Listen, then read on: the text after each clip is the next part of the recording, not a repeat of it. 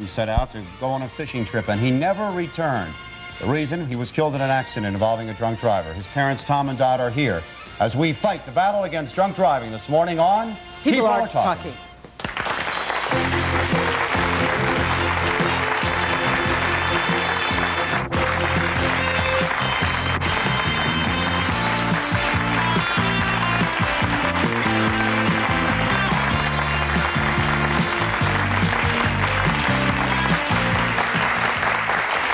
Welcome to the show.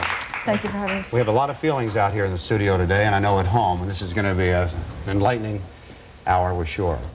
Tommy was due back from that fishing trip, as Richard mentioned. When he didn't show up, how did you learn about the accident? We learned about the accident by a state trooper knocking on our door. The state trooper came and told us there had been a fatal accident, and Tommy was involved. It is, to this day, every time I see a state trooper's uniform, that's all I can think of. It's very, very difficult. We went to see Tommy at the hospital, and then everything just happened beyond there. It's very, very difficult. Tommy was a child that was loved very much. He always will be. Well, one gratifying thing about that, Tom's last moments in life, he did his favorite thing, and that was fishing. Mm-hmm. And as Dot said, when the knock came that night, we had no idea what the police officer wanted. We thought perhaps there was an accident on the street, but it's a frightening moment.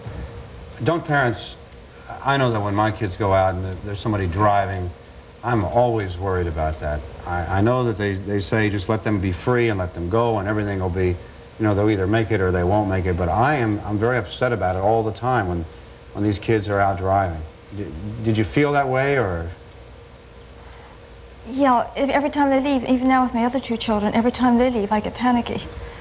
But you have to let go at some point. Mm-hmm. And he was with another father and his friends, and they had gone fishing. They spent the day at Solomon's Island. And when they were returning home, it was in July. It was a summer evening at 7:30, and a man had just left a bar and came down the opposite end of the road and hit into them broadside, and Tommy was in the back seat. Tommy lived for about a half hour, and that was about it. What happened to the other passengers in the car? They were shaken up a bit. One little boy did go to the trauma center, but he had a slight concussion. Now he's okay. And the drunken driver? Nothing. No injuries. Nothing at all. What's happened to him since then? The man has received a $200 fine and 2 years probation for killing our child. And that's the extent of it. Which is very typical for sentencing involving the crime of drunk driving. Soon afterwards, we found out that this is very common. Mm-hmm. Very common penalty, so to speak, no penalty. And our grief turned to anger. Why did that happen? Why isn't anybody doing anything about the fact that we're losing 26,000 people a year due to drunk drivers? What would this country do if 26,000 people were to die of the swine flu in 1981? Mm-hmm. I think we would move into action all the resources necessary to alleviate this problem. Why aren't they doing it about drunk driving? What's the answer to the question? Why are these people allowed to go out on the road and drive and drink and create accidents? And very rarely, at least up until now, when people judges seem to be getting a little bit tougher and the police have really started to crack down, why up until then have people been allowed, particularly first offenders, to walk away?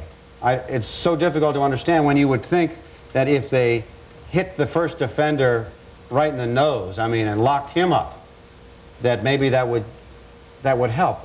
I find it very puzzling and upsetting every time we're sent out to cover a story about a drunk driver. Mm-hmm. So why hasn't it been? I didn't mean to take that long to ask that question. But I think, basically, the crime of drunk driving is not viewed as a crime. It is viewed generally, it's been referred to, in the death of our son, he died, unfortunately, of an accident. Well, it's not an accident. It's the most often committed violent crime in this country. And until it's viewed that way, we're going to continue to have the problem. You say your grief turned to anger, but I'm sure for a great deal of time you have to deal with this grief. How do you cope? How did you cope? We cope by working with MAD. It's an outlet for us. You feel as though you're doing something rather than sitting on your hands. At the time of the accident and the hearing, you were told it was the state of Maryland against this man that killed your child. You were not involved at all. It's very difficult to sit there and your child was killed and be told that you are not involved. Did you ever you saw the man? Tom did, yes. Yes, I went to What are your feelings when you first see this man who you know had left a bar and hit your son broadside? I don't recall what those feelings were. I think at this point in time, if you ask me, I have no feelings for him, one way or the other. I don't know him. He doesn't know me. He's never bothered to apologize for what he's done. We've encountered one another twice since July 12, 1980. And if he apologized, would that make a difference? I'm not sure. I'm not sure. But certainly an acknowledgement. But so often they say that the man has to live with this the rest of his life. Well, for them it's over in that brief moment, but for the families, they live with this constantly, day in and day out. How do you manage to do that? It's very difficult. There are reminders constantly. Just even seeing Tommy's friends is very, very difficult. The empty room is still there. It's just little things that are constantly there. The reminders there all the time. It's very difficult to cope with. It's like losing a total block of your life. When you lose a child like that, it's very hard. Such little things as when you meet a stranger, they'll say, how many children do you have? That's a difficult question. What do you say? We have 3 children. We always have 30. Other reminders, you ask? Well, we have the children's photographs going up the steps. And when their school pictures come in, we change them. It's very difficult for us to live with the fact that Tom's picture will never change. These are the things that hurt. Well, there are a lot of people whose lives have been affected by drunk drivers, and I'm sure that you have stories to tell. We want to hear some of your stories at 481-1313, and also give you an opportunity to join the fight against drunk drivers. Be back in just a moment to take your calls.